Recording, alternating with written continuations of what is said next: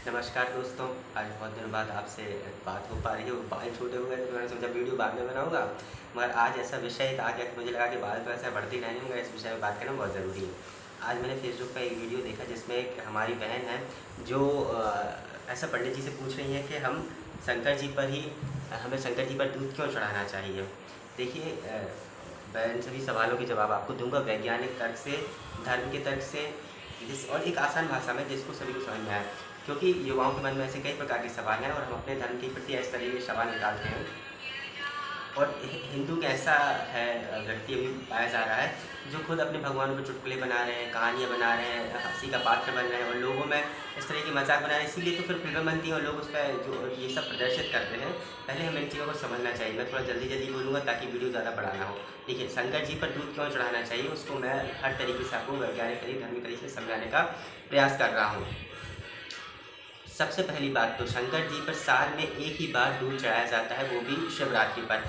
रोज़ रोज़ कोई दूध नहीं चढ़ाता, तो इसमें बर्बादी वाली कोई भी बात नहीं आती है। और लोग वो इतना धन्ना सेठ नहीं है जो टैंकर और टंकियों से दूध वहाँ ले जाके चढ़ाए, जो शिव जी का अभिषेक करे। लोग अपनी श्रद्धा से 10-20 रुपए का 1 लीटर आधा लीटर दूध लेके जाते हैं। वहाँ जो पंडित पुरोहित होते हैं वह उस दूध को एकत्रित करते हैं किसी बाल्टी में, कुंड में, जो भी उनके पास बर्तन रहता है। और फिर जब अभिषेक का टाइम होता है तो फिर शंकर जी का अभिषेक किया जाता है। उसके बाद जो अभिषेक का जो जल वहाँ से प्रभावित होता है तो नीचे कुछ ऐसी व्यवस्था की जाती है जिसमें वह पूरा दूध इकट्ठा हो। उसके बाद जब अभिषेक हो चुकता है तो पंडित पुरोहितों द्वारा वह जो मंदिर का प्रांगण रहता है वहाँ पर दूध रख दिया जाता है। तो वहाँ जो पक्षी जीव जंतु आते हैं, कुत्ते बिल्ली आदि, तो वह उसको ग्रहण करते हैं और उनका पेट भरता है। तो इसमें कहीं भी बर्बादी वाली बात नहीं आती कि बर्बाद हो रहा है। हाँ, चलिए ठीक है, एक बात और मैं बताना चाहूँ। अगर कहीं आपको लगता है कि ऐसी व्यवस्था किसी मंदिर में नहीं है तो आप अगर दूध चढ़ा रहे हैं, आप मंदिर में जाते हैं, आप भक्त हैं, श्रद्धेय हैं, आप जागरूक हैं, तो आप एक छोटा सा पानी का डिब्बा ले सकते हैं, प्लास्टिक का आ सकते हैं, एक शटक ले सकते हैं, एक हार्डवेयर से जाली ले सकते हैं, जहाँ से दूध निकलता है वहाँ आप जाली लगा दें, शटक लगा दें, डब्बा नीचे रख दें, तो जितना दूध है वह उसमें जा सकता है। मैं बता दूं कि रोज़ कोई दूध नहीं चढ़ाता है। अगर आप किसी शिवालय में जाएंगे तो सोमवार को ही मुश्किल से एक आध व्यक्ति आ जाएगा 10-20 रुपये का दूध देके, वही चढ़ाएगा। और कोई भी व्यक्ति दूध नहीं चढ़ाता है। सिर्फ शिवरात्रि को ही लोग आते हैं और दूध चढ़ाते हैं और उसका भी इस तरीके से उपयोग किया जाता है। चलिए ठीक, एक बात यहाँ पर हो गई कि ऐसा ऐसा कॉन्सेप्ट है कि बर्बाद नहीं होता। अब आपको लगता है कि लोगों में दान करना चाहिए, तो मैं ये कहता हूँ भाई, आपने 1 लीटर दूध लिया है तो उसको आधा आधा कर लो। आधा आप दान कर दीजिए जिसको आपको दान करना है, आधा भगवान में चढ़ा दीजिए। ज़रूरी नहीं है कि हम सब चीज़ भगवान में से ही कटौती करके करें।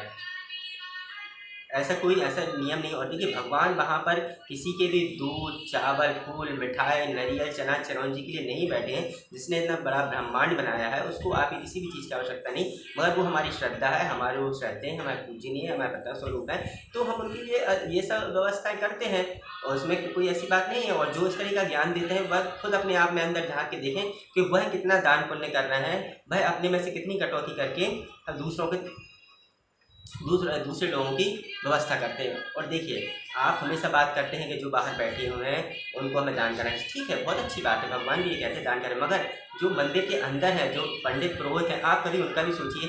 हर पंडित पुरोहित पैसे वाला नहीं होता, सब संपन्न नहीं है, उनकी भी आर्थिक स्थिति कमज़ोर होती है। हम जो मंदिर में दान करते हैं तो उसमें से जो पंडित पुरोहित रहता है उसको मंदिर की व्यवस्थाएं देखनी है, साथ में परिवार का भरण पोषण करना, खुद की व्यवस्था भी देखनी है, भगवान की जो सामग्री लानी है वह भी लानी है। मगर हम हमेशा यही सोचते हैं कि पंडित तो इतना कमाते होंगे, वह तो अपना अपना सोचते हैं। ऐसा नहीं है। आप कभी पंडितों के घर में जाकर देखिए, उनकी पास इतनी व्यवस्था नहीं रहती। अभी लॉकडाउन के समय कई एनजीओ थी, कई संस्थाएं थी जिन्होंने भोजन वितरित किया, अनाज वितरित किया है, तो जो ज़रूरतमंद है मंदिर के बाहर बैठ के उनको दिया। मगर पंडित तो बाहर आके मांग भी नहीं सकता खुद से।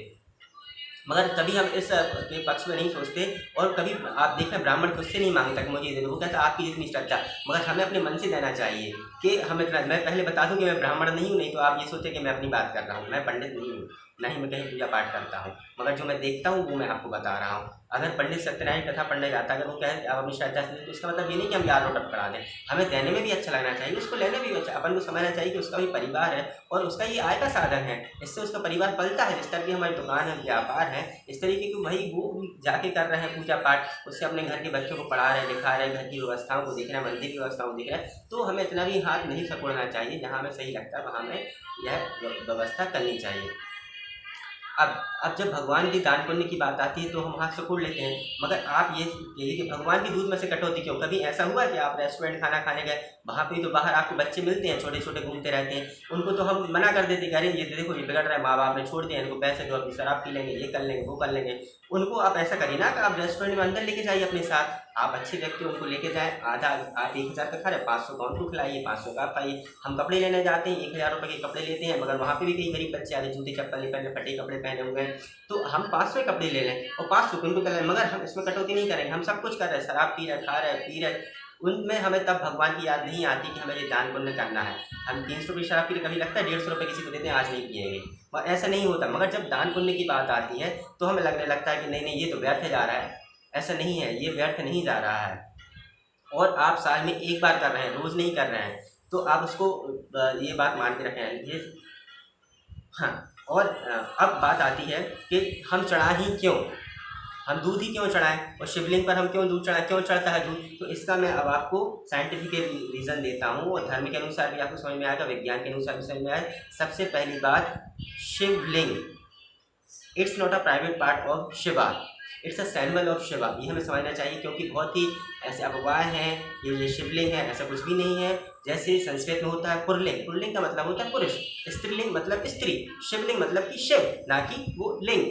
लिंग का मतलब होता है प्रतीक, चिन्ह, प्रतिरूप, प्रतिबिंब, प्रतिनिधि, वह उनका एक प्रतीक है शिव भगवान का। और देखिए, अगर हम शिवलिंग पे दूध चढ़ाएं तो हम चाहें तो शिव जी की प्रतिमा पे भी चढ़ाएं, मगर देखिए शिव जी की प्रतिमा पे कभी दूध कोई नहीं चढ़ा रहा, कोई अभिषेक नहीं करता, शिवलिंग पर ही क्यों करता है, उसका साइंटिफिक रीज़न मैं आपको बताता हूँ क्यों। सबसे पहली बात, जो शिवलिंग का आकार है, ब्रह्मांड से जो हमारी फोटो ली गई है वैज्ञानिकों द्वारा, वह शिव के आकार की, जो आकाशगंगा है वह चारों तरफ है, और वह अंडानुमा आकृति, इस तरह से जो आप गोल देखते हैं वह शिवलिंग की आकृति है। शिवलिंग इस पृथ्वी के उत्पत्ति क्रिएटर माने जाते हैं। ब्रह्मांड से इस तरह की आपको आकृति दिखाई देगी शिव जी की। अब एक बात और, शिव जो भगवान है वह ध्यान का केंद्र है। जो लोग ध्यान करते हैं, जो योग करते हैं, आप उनसे मिलेंगे, पूछेंगे, सदगुरु ने भी एक ध्यान शिव करके शिवलिंग का निर्माण किया हुआ है। तो और भगवान शिव ही एक ऐसे हैं जो ध्यान की मुद्रा में सबसे ज़्यादा रहते हैं। सभी भगवानों में अगर आप देखेंगे तो शिव जी हैं जो हमेशा ध्यान की मुद्रा में रहते हैं। तो जब आदमी ध्यान की मुद्रा में रहता है तो उसमें अंतरात्मा का एक दीप प्रज्वलन होता है, जो अंतरात्मा के ज्ञान के लिए दीप प्रज्वलन उसको कहा जाता है। जो लोग योग करते हैं, ध्यान करते हैं, वह आपको बता पाएंगे। तो शिवलिंग का आकार भी दीप के से मिलता जुलता है। जो शिवलिंग में बीच में रहता है वह दीप की जो ज्योति है उसके आकार का है, और बाकी जो दीप नुमा रहता है। तो यह एक ध्यान का केंद्र है। जो पुराने ज़माने साधु संत हुआ करते थे, वह आप देखना शिवलिंग के ही सामने बैठ के ध्यान किया करते थे, क्योंकि वह ध्यान का प्रतीक है। उनको माना गया है कि भगवान हमेशा जो भी ध्यान करते हैं वह शिव जी से रिलेटेड ही रहता है।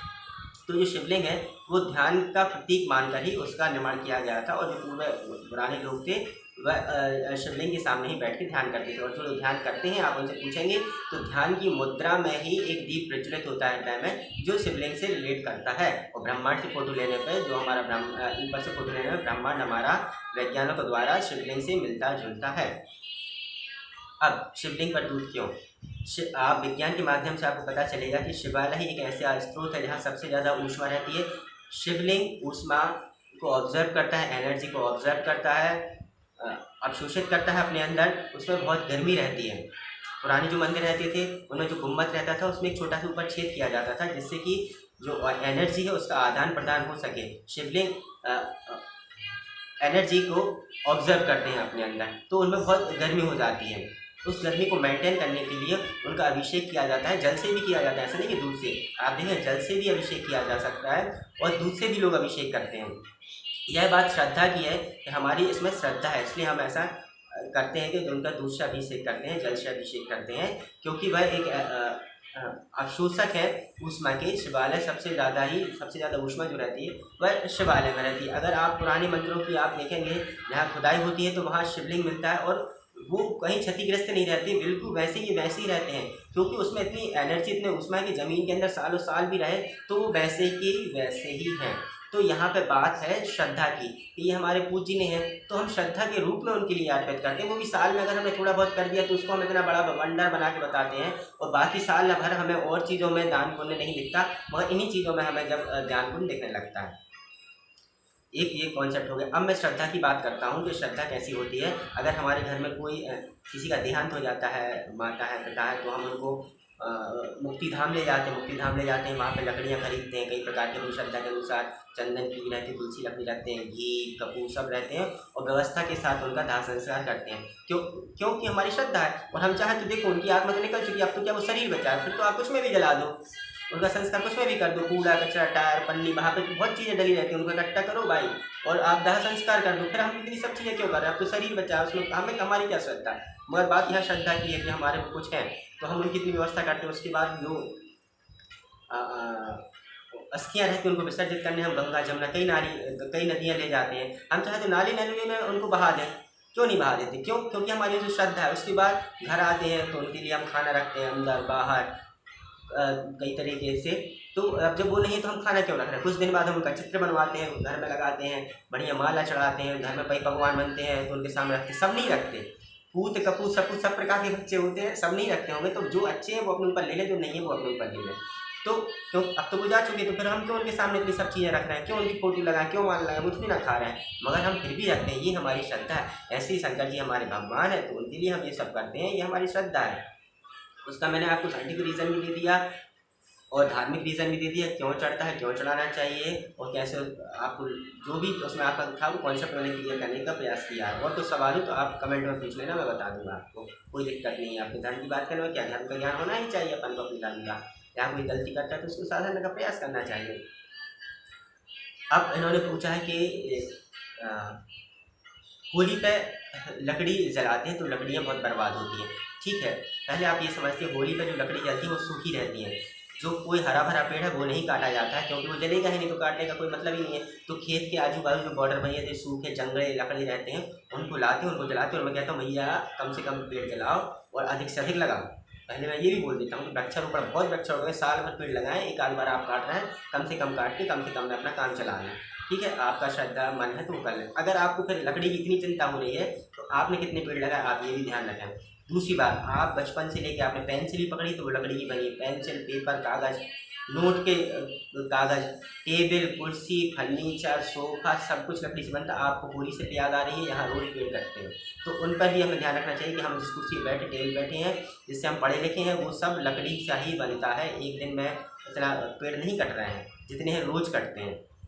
उसके बाद हम चमड़े का बेल्ट लगाते, जूते पहन रहे हैं, बहुत सारी चीज़ चमड़े की आती है, वो किसी जीव की हत्या होकर आ रही है, फिर हमें वो भी छोड़ देना चाहिए। हम कई दवाई आती है जिसमें मछली का तेल रहता है, मछली की हत्या होती है, वो भी नहीं खाना चाहिए, हमें आयुर्वेदिक दवाई खाना चाहिए। और हम गाड़ी से घूमते हैं उसमें पेट्रोल लगता है, पैसे भी खर्च हो रहा है, पेट्रोल बहुत महंगा है, तो आप गाड़ी से ना घूमें, साइकिल से घूमें, पर्यावरण का भी ध्यान रहेगा, ऑक्सीजन लेवल मेंटेन रहेगा, आप भी स्वस्थ रहेंगे। तो फिर हम गाड़ी भी क्यों चला रहे हैं। चीज़ें बहुत सारी हैं मगर जब बात भगवान की आती है तो हम उसमें कटौती करने का प्रयास करते हैं, वो हमें नहीं करना चाहिए। हमें उसका एक मार्ग निकालना चाहिए कि इससे हम एक साथ दो काम कैसे कर सकते हैं। तो हमें अपना पॉजिटिव नज़रिया रखना चाहिए, हर चीज़ में सकारात्मक। अगर कोई चीज़ बनी आ रही है तो उसको हमें समझना चाहिए। ऐसा नहीं कि हमने पिक्चर में देख लिया उसमें अपना तर्क नहीं लगाया। पिक्चर में तो आप ये भी देखिए कि अक्षय कुमार आदि फिल्म में भगवान का रूप लेके आ जाते हैं, मतलब कि जब मुसीबत में कोई रहेगा तो भगवान आएंगे, ये पिक्चर ने भी बता दिया है कि भगवान अक्षय कुमार श्री कृष्ण भगवान का रूप लेके आते हैं और उसकी मदद करते हैं। तो यह कॉन्सेप्ट क्लियर है, भगवान है और भगवान जब भी कोई आप मुसीबत रहेगी तो आएंगे। तो हमें ये सीखना चाहिए, हमने ये नहीं सीखा, हमने बाकी सब चीज़ें सीख ली। और भी किसी को ऐसा इस तरीके का सवाल लगता है तो वो मुझसे पूछ सकता है, मुझको जितना मेरे पास ज्ञान है उसके अनुसार मैं आपको समझाने का प्रयास करूँगा। और मैं सनातन धर्म में मेरा जन्म हुआ है, हिंदू हूँ, तो मैं इन बहन को नमस्कार करता हूँ, प्रणाम करता हूँ, इनके चरणों में वंदन करता हूँ। और हो सकता है जो उन्होंने सवाल किए उसका सही जवाब उनको मिला होगा। और आप सबके लिए धन्यवाद। मिलते रहूँगा, बात तो छोटी हुई है, बाकी कोई दिक्कत नहीं। Bye bye.